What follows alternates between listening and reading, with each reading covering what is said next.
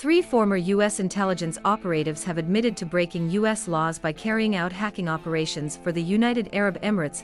U.S. prosecutors said the men had agreed to pay $1.7 million to resolve charges of computer fraud, access device fraud, and violating export controls. They worked for an unnamed UAE-based firm and allegedly hacked into servers, computers, and phones around the world. There was no immediate comment from the men or Emirati officials.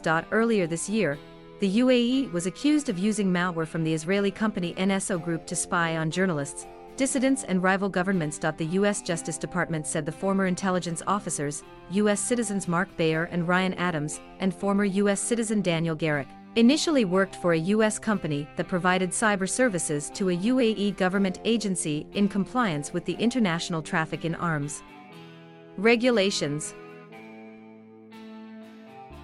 The regulations require companies to obtain pre-approval from the U.S. government prior to releasing information regarding a hacking operation, and to agree not to target U.S. citizens and permanent residents, or U.S. entities. In 2016, the three men joined the UAE-based company as senior managers and began carrying out hacking operations for the benefit of the UAE government without obtaining the required licenses from the U.S., according to the Justice Department.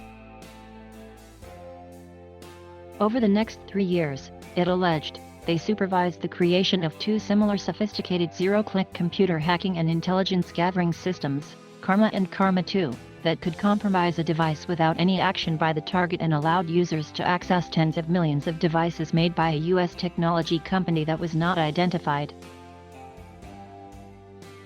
The Justice Department said employees of the company had leveraged the systems to illegally obtain and use credentials for online accounts issued by U.S. companies, and to obtain unauthorized access to computers and mobile phones around the world, including in the U.S. Hackers for hire and those who otherwise support such activities in violation of U.S. law should fully expect to be prosecuted for their criminal conduct, said Acting Assistant Attorney General Mark Lesko of the Justice Department's National Security Division.